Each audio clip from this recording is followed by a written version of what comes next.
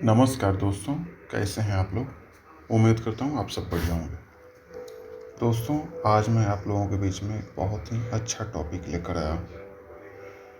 मैं आज शिव खेरा जी के द्वारा लिखी हुई बुक यू कैन विन यानी जीत आपकी, उसके फर्स्ट चैप्टर को लेकर मैं आप लोगों से बातचीत करने वाला हूँ। शिव खेरा जी को कौन नहीं जानता। वो एक बहुत ही अच्छे राइटर, मोटिवेशनल स्पीकर और हर एज के लोगों के बीच, चाहे वो युवा हों, बूढ़े हों या मिडिल एज के लोग हों, सब के लिए इंस्पायरिंग पर्सन है। हर कोई उनके स्टोरी और उनके लिखे हुए विचारों से मोटिवेट होता है और ज़िंदगी में एक नए मुकाम को प्राप्त करने के लिए एक अच्छा रास्ता प्राप्त करता है उनके मोटिवेशन से। इतनी ताकत है उनके मोटिवेशन में। तो आइए आज हम बात करते हैं शिव खेरा द्वारा लिखी हुई यू कैन विन बुक की फर्स्ट चैप्टर को लेकर। दोस्तों, हमारी एबिलिटी हमें ये सिखाती है कि हम किसी काम को कैसे करते हैं, और मोटिवेशन ये निर्धारित करती है कि हम उस काम को क्यों करते हैं। और अगर हम एटीट्यूड की बात करें तो हमारी एटीट्यूड ये डिसाइड करती है कि हम उस काम को कितने बेहतर ढंग से कर सकते हैं या करने की क्षमता रखते हैं। दोस्तों, राइटर ने एक कहानी के माध्यम से हमें मोटिवेट करने की कोशिश किया है। दोस्तों, एक आदमी था जो अपनी जीविका बैलून को बेचकर चलाता था। वो मेले में बैलून बेचा करता था। उसके पास बहुत सारे कलर्स के बैलून थे, जैसे कि लाल, पीला, ब्लू, हरा, इन सब कलर के बैलून थे उसके पास। उस आदमी को जब भी ऐसा लगता कि उसका बिक्री कम हो गया है तो वो एक बहुत ही आसान सा तरीका अपनाता था, लेकिन वो तरीका बहुत ही प्रभावशाली साबित हुआ करता था। अब वो करता क्या था, मैं बता रहा हूँ आपको। वो करता ये था कि जब भी उसका सेल डाउन होता तो वो हवा भर के बैलून को उड़ा देता। इससे क्या होता कि जो बच्चे मेले में आए हुए होते वो उस बैलून को उड़ता हुआ देखते तो वे अपने पेरेंट्स से जिद करते कि हमें भी एक बैलून दिलवा दीजिए, और इस तरह से उसके बैलून की बिक्री बढ़ जाती। पूरे दिन में वो यही करता। जब भी उसे लगता कि उसकी बैलून की बिक्री कम हो गई, वो एक बैलून उड़ाता हवा में और उसकी बिक्री अच्छी हो जाती थी। एक दिन उस बैलून बेचने वाले आदमी को रियलाइज़ हुआ, एक दिन उस आदमी को लगा कि पीछे से कोई उसका जैकेट खींच रहा है। जब वो बैलून सेलर पीछे मुड़ा तो देखा कि एक लड़का उसके पीछे खड़ा था। और जानते हैं उस लड़के ने उस बैलून वाले से क्या पूछा? उसने पूछा कि मान लो अगर आप जो बैलून उड़ाते हो और उसका कलर ब्लैक है तो क्या ब्लैक बैलून भी हवा में उड़ेगा? ये बात सुनकर गुब्बारा बेचने वाला आश्चर्यचकित रह गया और उसने बहुत ही विनम्रता से जवाब दिया उस बच्चे को, बेटा, ये बैलून हवा में उड़ रहा है, इससे कलर का कोई लेना देना नहीं है। यानी बैलून ब्लैक हो, येलो हो, रेड हो, ग्रीन हो, उससे फ़र्क नहीं पड़ता कि वो हवा में उड़ेगा या नहीं उड़ेगा। फ़र्क इस बात से पड़ता है कि उस बैलून के अंदर क्या भरा हुआ है। उस बैलून के अंदर जो हवा भरा हुआ है, उस हवा में क्षमता है कि वो बैलून को आकाश में उड़ा सके। तो इस कहानी से हमें क्या शिक्षा मिलती है? इस कहानी से हमें सीख ये मिलती है कि हम कैसे दिखते हैं वो मैटर नहीं करता। मैटर ये करता है कि हमारे अंदर जो एनर्जी है, हमारे अंदर जो ऊर्जा है, वो किस रूप में काम कर रही है, इंटरनली वो चीज़ कैसे प्रोसेस हो रही है। ठीक उसी तरह से हम रिएक्ट करेंगे या फिर रिज़ल्ट हमारी सोच और हमारे करने के तरीके पे डिपेंड करता है। ये हुआ इस कहानी का मतलब। हार्वर्ड यूनिवर्सिटी में एक प्रोफेसर थे, नाम था विलियम जेम्स। उन्होंने एक बहुत ही सिंपल सी बात कही थी, मगर महत्वपूर्ण बात थी। उन्होंने ये कहा था कि हमारे जनरेशन की सबसे बड़ी खोज ये है कि मानव जाति, जो आज की जो मानव जाति है, वो अपने एटीट्यूड्स ऑफ माइंड को चेंज करके अपने जीवन को बदल सकते हैं, जीवन को सुधार सकते हैं, एक अच्छे जीवन को प्राप्त कर सकते हैं, या फिर एक अच्छे लाइफ जीने की ओर अग्रसर हो सकते हैं। दोस्तों, हमने बहुत सारे लोगों को पॉजिटिव थिंकिंग के बारे में बात करते हुए सुना होगा, पर क्या आपने कभी ये सोचा है कि नेगेटिव थिंकिंग के बारे में बहुत कम ही लोग बात करते हैं, या नहीं के बराबर लोग बात करते हैं। और हम ये नहीं कह सकते कि पॉजिटिव थिंकिंग ज़्यादा पावरफुल है और नेगेटिव थिंकिंग पावरफुल नहीं है। पावरफुल दोनों है, लेकिन दोनों हमें अलग अलग दिशा में लेके चला जाता है। जिस प्रकार पॉजिटिव थिंकिंग रखने वाले लोगों को उनकी पॉजिटिव थिंकिंग आगे बढ़ने के लिए और नई ऊंचाइयों को छूने के लिए प्रेरित करती है, ठीक उसके अपोजिट जो लोग निगेटिव थिंकिंग को पालते हैं, तो उनकी निगेटिव थिंकिंग उनको सेल्फ डिस्ट्रक्शन, यानी स्वयं को विनाश के कगार पर लेके चली जाती है। अगर हमें कभी भी ऐसा लगता है कि हमारा एटीट्यूड सही नहीं है, तो हमें ये नहीं सोचनी चाहिए कि जैसा है वैसा ही रहने दो। एक बीमार आदमी अगर बीमार है तो मेडिसिन लेता है, मेडिसिन लेने के बाद ठीक हो जाता है। ठीक उसी तरह अगर हमें ये रियलाइज़ होता है अपने आप से कि हमारा एटीट्यूड सही नहीं है, तो इंसान होने के नाते हमारा फ़र्ज़ ये है कि हम अपने एटीट्यूड को सही करें, और सही करने के बाद हम नई ऊंचाइयों को छू सकते हैं। हाफिज़ नाम का एक फार्मर था जो अफ्रीका में रहता था। वह खुश था और संतुष्ट था, क्योंकि उसे लगता था जो भी उसके पास है वो काफ़ी है, उसे किसी और चीज़ की इच्छा नहीं थी, इसलिए वो खुश था। अब देखिए क्या होता है, एक दिन एक वाइज मैन उसके पास आता है और वो उसे बताता है कि डायमंड की क्या खासियत होती है, और वो ये भी बताता है हाफिज़ को कि मान लो अगर आपके पास एक डायमंड आ जाए जो आपके अंगूठे के साइज़ के बराबर हो, तो आप क्या कर सकते हो। तो हाफिज़ ने बोला, आप मुझे बताएं, अगर मेरे पास थंब साइज़ का डायमंड आ जाएगा तो मैं क्या कर सकता हूँ। तो उस वाइज मैन ने बताया कि तुम अपना सिटी खरीद सकते हो। तो हाफिज़ ने बोला अच्छा। तो उस वाइज मैन ने बोला कि अगर मान लो आपके पास एक ऐसा डायमंड आ जाए जिसका साइज़ आपके मुट्ठी के बराबर हो, तब जानते हो आप क्या कर सकते हो। हाफिज़ ने बोला बताइए क्या कर सकता हूँ। तो उस वाइज मैन ने बोला कि फिस्ट के साइज़ का डायमंड आपके पास आ जाने पे आप चाहो तो अपने खुद के कंट्री को खरीद सकते हो, आप इतने धनवान हो जाओगे। ये सोचकर हाफिज़ खुश हो गया, लेकिन रात भर उसे नींद नहीं आई उस रात को। वो सोचने लगा क्या करें क्या ना करें। जिस तरह वो पहले सेटिस्फाइड था और खुश था, ठीक उसके अपोजिट हो गया था। वो अब असंतुष्ट था और नाखुश था। अगले सुबह हाफिज़ ने अपने परिवार के लिए पूरा बंदोबस्त करके अपना फॉर्म बेच दिया। अपने परिवार का ख्याल रखने पर सारा कुछ व्यवस्था करके डायमंड की खोज में निकल पड़ा। वह अफ्रीका गया, यूरोप गया, स्पेन गया, सब जगह गया, मगर उसे कहीं भी डायमंड नहीं मिला। वह अब इमोशनली और फिज़िकली और फाइनेंशियली तीनों तरीके से टूट चुका था, और वो अपने जीवन से हतोत्साहित हो चुका था। और वो इतना हतोत्साहित हो गया था कि वो बार्सिलोना रिवर में कूदकर उसने अपनी जान दे दी, आत्महत्या कर ली। अब वापस आते हैं। अब जिस पर्सन ने हाफिज़ से फार्म खरीदा था,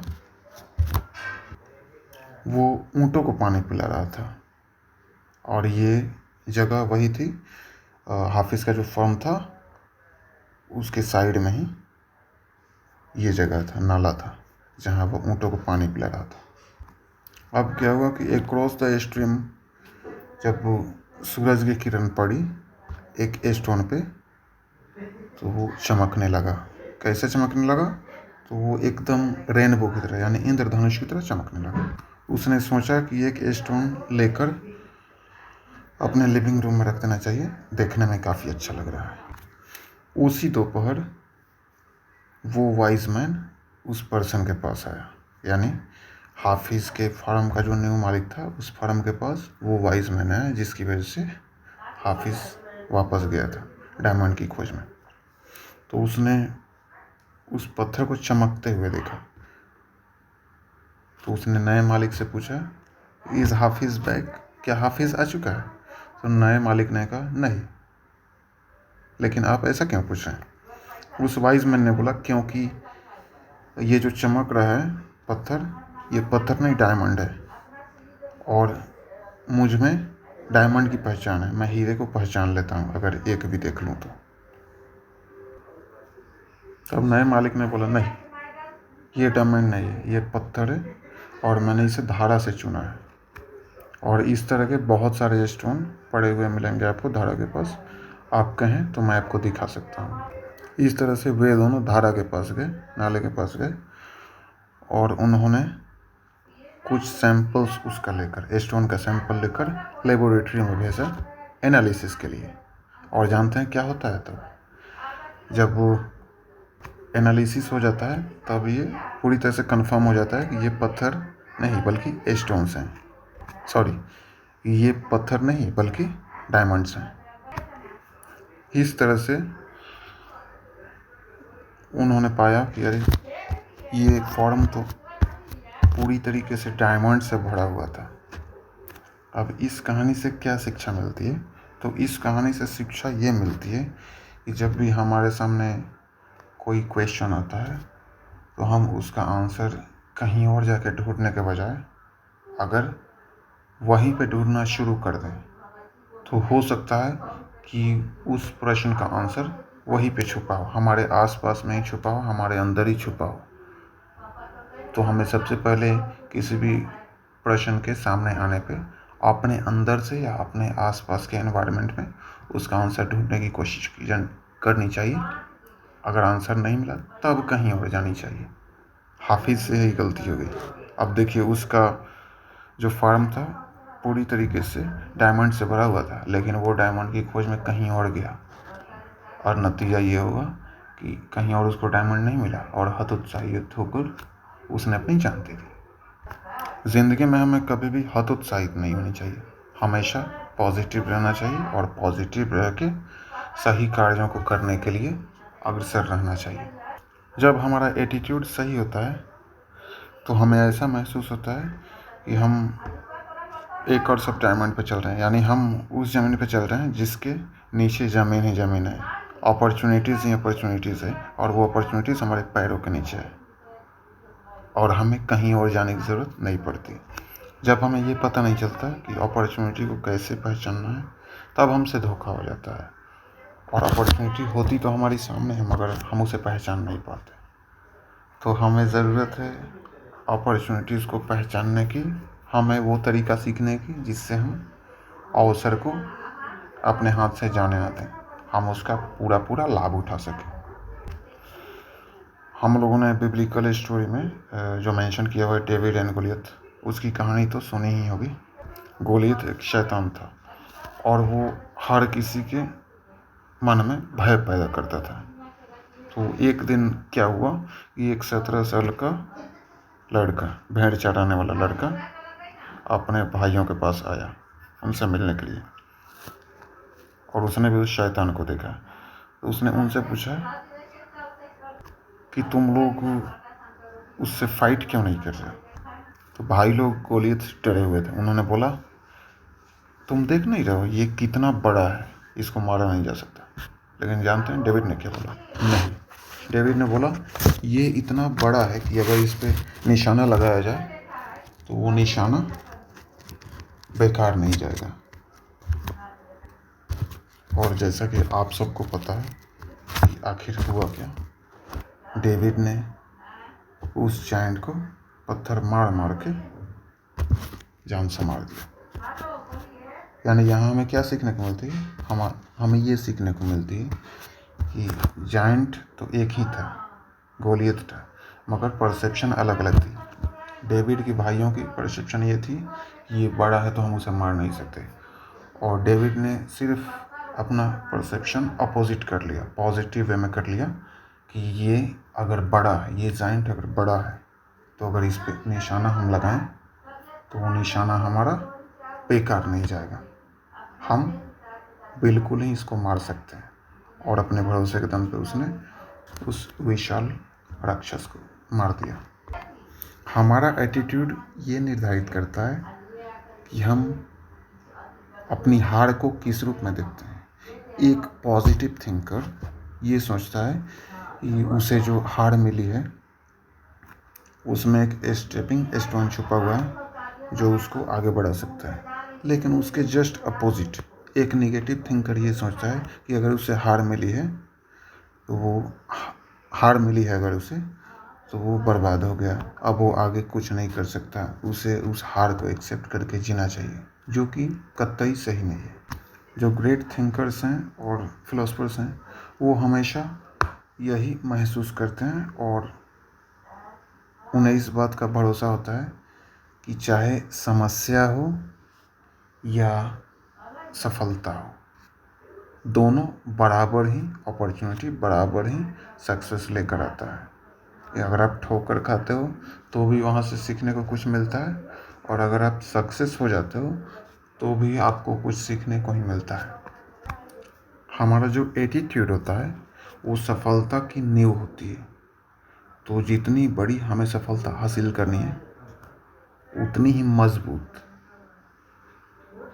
हमारी एटीट्यूड और उसकी नींव होनी चाहिए। देखिए, हम सिर्फ हाथ नहीं हैं, हम सिर्फ लेग नहीं हैं, हम सिर्फ आँख नहीं हैं, हम सिर्फ कान नहीं हैं, हम सिर्फ हृदय नहीं हैं, हम सिर्फ ब्रेन नहीं हैं, बल्कि ये सारी चीज़ें मिलकर हमारे शरीर को बनाती है। और कहीं भी अगर कोई पर्सन काम करने जाता है तो अपने पूरे शरीर के साथ जाता है, ना कि आधा अधूरा शरीर के साथ, और वापस आता भी है उस काम से तो पूरे शरीर के साथ ही वापस आता है। अक्सर देखा गया है कि लोगों का व्यवहार चेंज नहीं होता। जो लोग अपने घर पे ईमानदार हैं वो काम में भी ईमानदार हैं, और जो लोग घर पे बेईमानी करते हैं वो काम में भी बेईमान हैं। अक्सर होता है कि हम अपने घरेलू प्रॉब्लम को काम के साथ जोड़ देते हैं, और जो काम के प्रॉब्लम्स हैं, यानी जो हमारे जॉब वाली प्रॉब्लम्स हैं, उनको अपने फैमिली प्रॉब्लम्स के साथ जोड़ देते हैं। और नतीजा क्या होता है कि हम हमेशा परेशान ही रहते हैं। हम ना घर का काम सही से कर पाते हैं, ना उस ऑर्गेनाइजेशन का काम ढंग से कर पाते हैं जहाँ हम जॉब कर रहे हैं। हमारी जो पर्सनल, प्रोफेशनल और सोशल प्रॉब्लम्स होती है वो आपस में एक दूसरे से जुड़ी हुई होती है और एक दूसरे फैक्टर्स को प्रभावित करती रहती है। हमारे एटीट्यूड को जो चीज़ें, या हम यूँ कहें कि जो तत्व डिटरमाइन करते रहते हैं, उनमें 3 महत्वपूर्ण हैं: एनवायरनमेंट, एक्सपीरियंस और एजुकेशन। अगर हम एनवायरनमेंट की बात करें तो ये कई तरीके से बना होता है। जैसे होम एनवायरनमेंट, तो उस किसी पर्टिकुलर घर में कैसा माहौल है, वहाँ पॉजिटिव थिंकिंग रखने वाले लोग हैं या नेगेटिव थिंकिंग रखने वाले लोग हैं, इससे पूरा का पूरा परिवार प्रभावित होता है। स्कूल एनवायरनमेंट, स्कूल का एनवायरनमेंट जनरली प्रेशर वाला एनवायरनमेंट होता है, वो हम सब जानते हैं। अब बात करते हैं वर्क एनवायरनमेंट।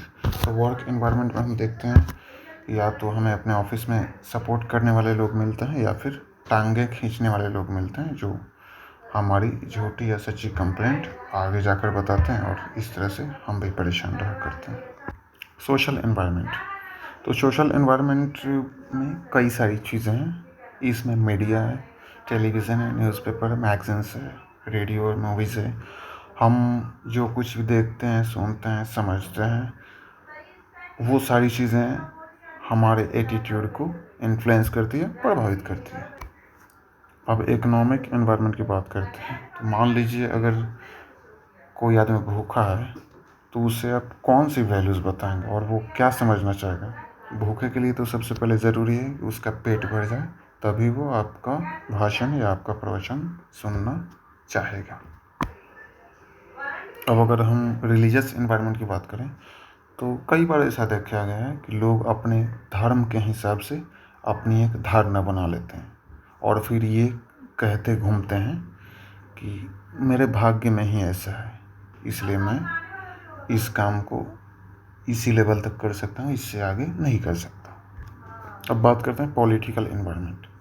तो पॉलिटिकल एनवायरनमेंट के बारे में तो क्या कहें, इससे आप सब अवगत हैं कि इस तरह एक पार्टी दूसरी पार्टी से लड़ती रहती है सिर्फ ये बताने के लिए कि हम बेटर पार्टी हैं, और अपने अपोजिशन को खराब पार्टी कहकर उसे बदनाम करने की कोशिश करती रहती है। मान लीजिए आप किसी दुकान पे जा रहे हैं, तो हो सकता है वहाँ पे जो सेल्स पर्सन है, जो सुपरवाइज़र है, जो मैनेजर है, जो उस दुकान का मालिक है, वो सब लोग आपके साथ पोलाइटली बात कर रहे हैं, सॉफ्ट वर्ड में आपके साथ बात कर रहे हैं। फिर आप किसी और दुकान पे जा रहे हैं, वहाँ जो सेल्स पर्सन है, सुपरवाइज़र है, मैनेजर है, जो मालिक है, उन सब का बिहेवियर बहुत ही र्यूड है। इसी तरह मान लीजिए आप किसी घर पे जा रहे हैं, तो आप देखते हैं कि बच्चे अगर वहाँ पे कोर्टियस हैं, समझदार हैं, तो पेरेंट्स भी वहाँ समझदार ही होते हैं। और दूसरे घर पे जाते हैं तो आप देखते हैं कि बच्चे वहाँ झगड़ालू हैं, कुत्ते बिल्ली की तरह आपस में लड़ रहे हैं। तो आप इस बात का पता लगा सकते हैं कि उनके जो पेरेंट्स हैं उनका बिहेवियर कुछ वैसा ही है, क्योंकि उन बच्चों को माहौल तो अपने पेरेंट्स से ही मिलता है ना। अगर मान लीजिए एनवायरनमेंट पॉजिटिव है, तो अगर किसी परफॉर्मर ने थोड़ा सा भी अच्छा परफॉर्मेंस दिया तो उसका आउटपुट बड़ा होता है। और अगर एनवायरनमेंट निगेटिव है, तो एक परफॉर्मर ने अगर अच्छा परफॉर्म भी किया तो भी उसका जो आउटपुट होता है वो थोड़ा ही होता है। जिनका पॉजिटिव एटीट्यूड होता है वो एक अच्छा पर्सनालिटी डेवलप करते हैं अपने आप में। वे एनर्जाइजिंग होते हैं, यानी कि ऊर्जावान होते हैं, और उनमें नई नई ऊर्जा का संचार होता रहता है। वो अपने कमिटमेंट को, यानी अपने वादों को पूरे करते हैं और अपनी लाइफ को मीनिंगफुल बनाते हैं। वो खुद को तो इंस्पायर करते हैं, खुद के अलावा दूसरों को भी इंस्पायर करते हैं, दूसरे लोग भी उनसे प्रभावित होते रहते हैं। वे लोगों की मदद करते हैं और उनको देखकर लोग समाज के लिए कुछ कर गुजरने के लिए प्रेरित होते हैं। वो अपना प्रोडक्टिविटी बढ़ाते हैं और ज़्यादा से ज़्यादा लाभ को प्राप्त करते हैं। वे टीम वर्क पे जोड़ देते हैं और बेहतर रिलेशनशिप बनाने पे ध्यान देते हैं। वो प्रॉब्लम्स को सॉल्व करते हैं और पॉजिटिव डिसीजन लेते हैं। वे अपने परफॉर्मेंस को अच्छा करते जाते हैं और अपनी क्वालिटी पे फोकस करते हैं, अपनी क्वालिटी को बेहतर बनाते हैं। वो एक अच्छा माहौल बना के रखते हैं अपने आसपास। वो अपने स्ट्रेस को कम करते रहते हैं और खुशी को कैसे बढ़ाना है इस पे जोर डालते रहते हैं। अगर दूसरे शब्दों में हम ये कहें तो इसको कहा जा सकता है कि जिनका पॉजिटिव एटीट्यूड होता है वो happy, healthy and prosperous life जीते हैं। और जो लोग निगेटिव एटीट्यूड के साथ जीते हैं उनमें बहुत सारी खामियां पाई जाती है, जैसे कि बिटरनेस, उनमें तीखापन होता है, डिसकंटेंटमेंट, वो असंतुष्ट रहते हैं, ए पर्पसलेस लाइफ, उनके लाइफ का कोई पर्पस नहीं होता। वो सुबह उठ के कहाँ जाएंगे उन्हें कुछ पता नहीं, जिधर मन के उधर ही निकल गए, या किसी ने बोला चलो मेरे साथ, तो उसके साथ ही निकल गए। उनके लाइफ का कोई पर्पस ही नहीं है।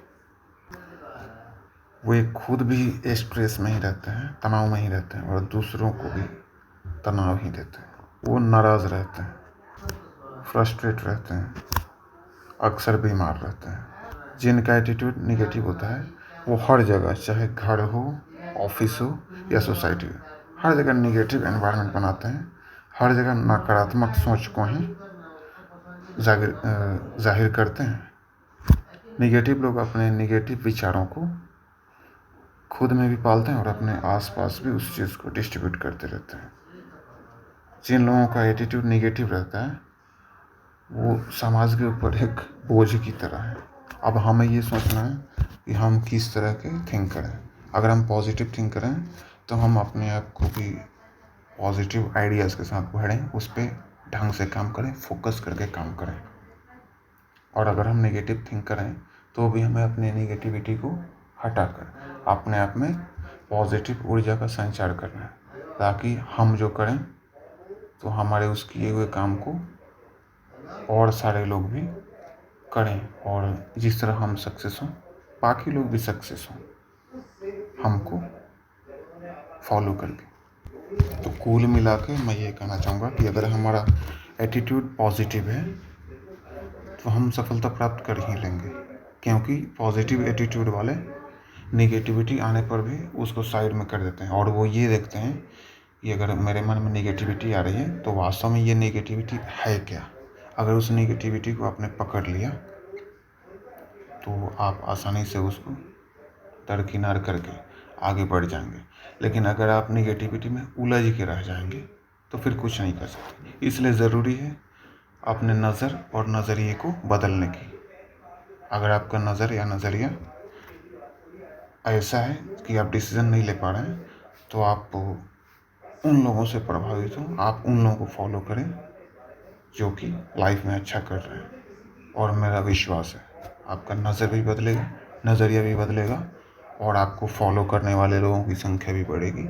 लोग आपके बारे में ज़्यादा से ज़्यादा जानना चाहेंगे और बेहतर करेंगे। तो दोस्तों, उम्मीद करता हूँ आज का टॉपिक आपको बहुत ही ज्ञानवर्धक लगा होगा। तो मैं आपसे रिक्वेस्ट करूँगा कि कृपया मेरे चैनल को सब्सक्राइब करें, बेल आइकन को दबाना ना भूलें, ताकि आगे भी मैं अगर कुछ वीडियो अपलोड करता हूँ तो आपको उसकी नोटिफिकेशन जाए, आप उस वीडियो को भी देखें, उससे भी आप लाभान्वित हों और मेरे चैनल को लाइक शेयर भी करें। थैंक यू दोस्तों, थैंक यू वेरी मच।